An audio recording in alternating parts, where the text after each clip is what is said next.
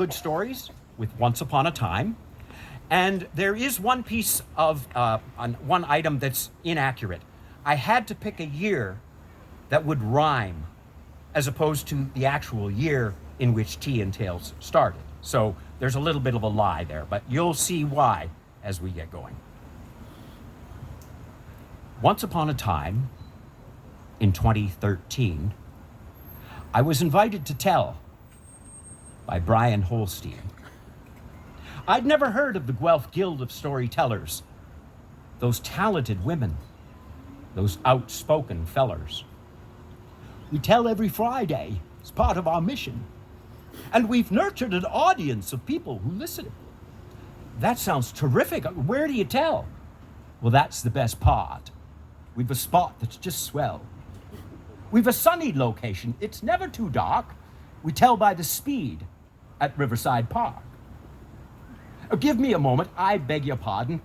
Then let me describe the Enabling Garden. Brian took a phone call, then got back to me. Sorry about that. Now here's a story.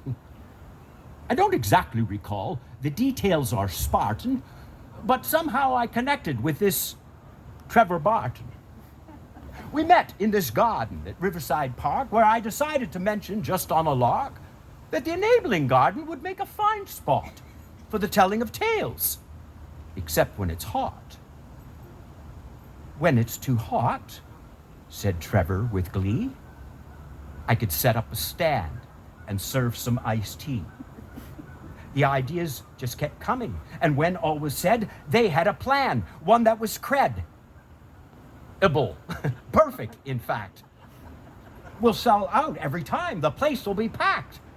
If the stories are good and the poetry funny and admission is free, just donations of money, and we insist that the audience bring their own chairs and make it accessible by having no stairs, with the river behind us and the great sky above, well, there you have it, a labor of love.